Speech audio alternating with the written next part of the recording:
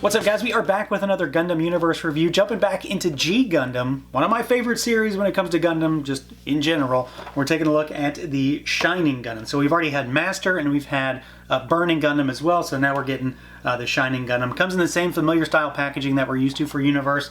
So you've got that red stripe, you've got some character artwork there on the front, you've got the window to see a little bit of the figure, then you've got a product shot on one spine, and then the back. Typical for this line, and then sort of like Figure Arts as well. Gives us a little Gundam call out, as well as some shots on how this thing moves, as well as some of the accessories it comes with. So yeah, let's do it. Let's pull it out and take a look. And here we go. Out of the package, our Gundam Universe Shining Gundam. So this is what, the third G Gundam figure that we've gotten so far, and probably my favorite of the bunch. Well, the G Gundams anyway. This guy is very much up there for me when it comes to, let's say, the better Gundam Universe figures. It feels a lot like the Sandrock does, and I've said a million times at this point, that's my favorite figure in the line, not just because it's my favorite Gundam, but because it's a really solid figure. And this one's more of the same. It does have some shortcomings when it comes to articulation, which isn't too surprising for this line, but it does make up for it in some other ways. So let's see what it can do, see how it moves around. So we've got our head that's on a tiny little ball peg. It can look up a little bit, and it can't really look down. You do have a little bit of tilt side to side, and you've got some rotation. I will say watch the head, because this figure does have a swappable mouthpiece. So if you move it, it hit the sides, it might pop off. It's not really a concern, it's just something to note. Arms out at the shoulders. They, of course, rotate. We've got a bicep swivel up there. You've got double jointed elbows, so they go pretty far up. And then you've got your ball peg wrists, so they go in and out a little bit, up and down, and then you can rotate them. Normal stuff there.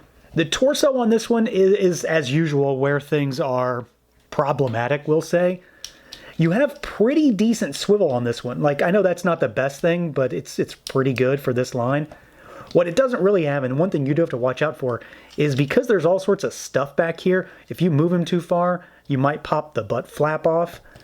But you don't really have any crunch at all, and it's because of how this thing is put together. It's just based on how they're built in the boxy design. If this red piece wasn't there, because I've gone through and I took them apart just to see, if that red piece wasn't there, it would allow some movement, but it still doesn't allow a lot. There is a hinge underneath all of that.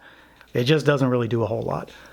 Now the legs go out about that far. Any further and you're going to start kicking that armor off, but that's pretty decent. And they kick forward about that far. They kick backwards slightly. You do have some twist up there at the thigh. We've got double jointed knees, and if you kick them out to the side a little bit around that butt flap, you'll get pretty far back. It's still kind of an ugly joint, but it works. And then we've got really, really good hinges down at these ankles, like better than usual, fairly decent rocker as well. And then you've also got squeaky, but you've got twist at the top of that ankle also. So he does move. I mean, it's fairly in line with the line, but he also does move better than average, I would say. It feels a little bit sturdier. I feel like it can get into poses slightly easier than other figures, but it still has a lot of the hallmark limits, we'll say, when it comes to this line. And that's mostly around that torso because of how boxy these things are. They just don't have a whole lot of range there, but he does still move fairly well. Now, as far as the overall look and feel, the visuals on this suit, I'm really happy with. I think this design translates into figure form really well. Now, granted, the Shining Gundam is one of the more normal Gundams in the show, so this looks like any old Gundam. It doesn't look like it's out of place among other Gundams. It definitely has its own style, but compared to everything else in G Gundam, this is very, very tame. I do think it translates again to figure form very, very nicely. It has those classic Gundam colors too. So you've got your whites, your reds for like your base, and then you've got blue accents, and then you've also got yellow accents, specifically on the head. Those sort of fins on the shining head do look really good, and that yellow is super, super bright. This figure does have some paint. It doesn't have a lot, but it does have some, and that's, kind of a thing with this line, is that it's seemingly put together in a model kit way. A lot of this stuff is plastic. It's even colors that are pressed up against one another that are different are still individually molded pieces. So you've still got that going on where it's put together in a way that feels like a model kit. And I don't know if anybody else cares about that or not, but I don't know, I kind of like that with this line. It feels a little bit different. It's not a Robot Spirits line. It's not meant to compete with that. This is its own thing. And just the way it feels, the way it's put together, I don't know, it kind of does something for me. It does have some paint, just not a lot. But what's here is pretty clean and crisp. I don't have any issues to speak of when it comes to paint. Proportions are good. Sculpt is really good. You know, again, I really like the design for this suit, and it does look really cool as an action figure. I think, in particular, some of the things that are a little bit different about this suit work really well. You know, you've got your dual beam saber sheath over here, which is kind of an odd design for the figure, but it does look cool. You've got whatever, I don't remember what these things are called. These things, you know, they pop up when they attack. So you can push this lever up and it will sit above the wrist rather than right on top of it, because everything kind of pops apart. Now the shoulder pauldrons do not pop apart or any of that kind of stuff, so you don't get the full effect with this guy, but you do get some of it.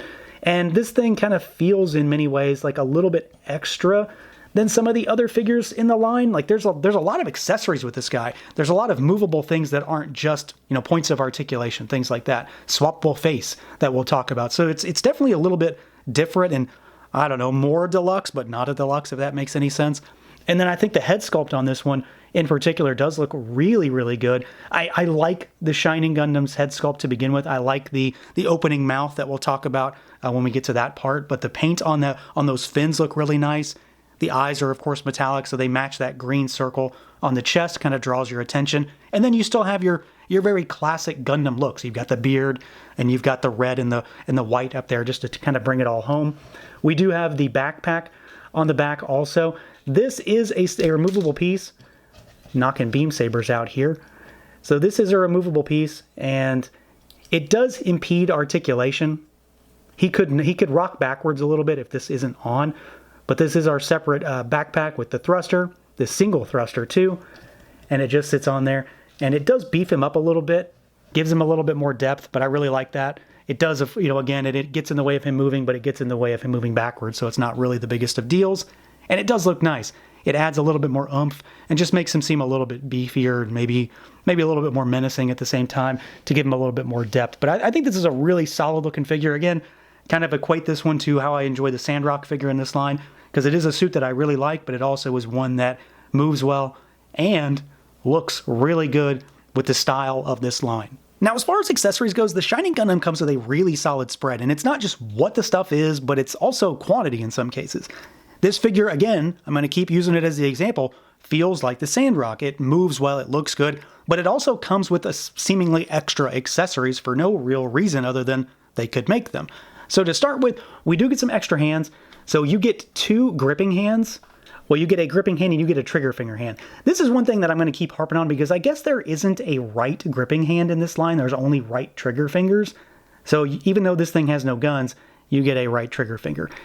We also, of course, get the Shining finger hand. So just like we got, you know, the hands for the Master Gundam and for Burning, we of course get this because this is a signature accessory for this figure. And you've got this metallic green hand, which does look really good. We get the aforementioned faceplate that I talked about. So the beard and the mouth come off of the normal head, and then you pop this piece on, and this is when he does the Shining finger, and the faceplate opens, and you see that red inside the mouth. So you get that to make the whole thing. Outside of being able to give us parts to do super mode, you get everything you need. You know, like none of this stuff pops apart or anything except for the gauntlet covers. But it does come with just about everything you really need to do Shining Finger, which is really great. And then I already mentioned the fact that we get 2 beam sabers with this figure because they were in the holster. And this is another thing that sometimes we usually don't get 2 beam sabers. Like the Burning Gundam has no beam sabers, and some figures only come with 1, for example, but this one comes with both. And they're different too. So you get the long and the short. And of course, this isn't exactly what the Shining Gundam is known for, is using beam sabers, but it does have them. So it's really cool to get these, and they're unique too. Like these are not like anything else we've gotten. So they look a little wild, you know, very katana-esque. They have different size hilts and different size blades, and they have this nice pinky purplish metallic color. So this thing really comes with just about everything. I mean, outside of being able to make it do super mode, which is, you know, it could be its own figure as a different variant release or something. This thing pretty much has it all. So yeah, overall, this is a really solid figure, and I think it's a really good entry in this particular line. You know, the Universe stuff does have some hangups. It does have articulation challenges, and oftentimes it doesn't come with every accessory you want, but this figure does seem to be a little bit different. I go into this one, of course, expecting to like it because I love the show, and I really like this suit design, but this also turned out to be a really solid figure. It does move well. It looks terrific. I really like the way it looks. And again, it does have a solid array of accessories. Like, you have just about everything here. The simple fact that we got 2 beam sabers for this figure, when we routinely do not get that, alone is enough to just kind of bump him up a grade, because it's just different. We don't see that a lot in this line, and I'm really happy that all of this stuff was included here, especially that swappable mouth plate. They didn't have to do that. I'm kind of surprised it's there, but it's a cool little bonus. So that's going to do it for this look at the Bandai Tamashii Nations Gundam Universe Shining Gundam. Let me know what you guys think. Feel free to like, comment, subscribe, and share, and until next time.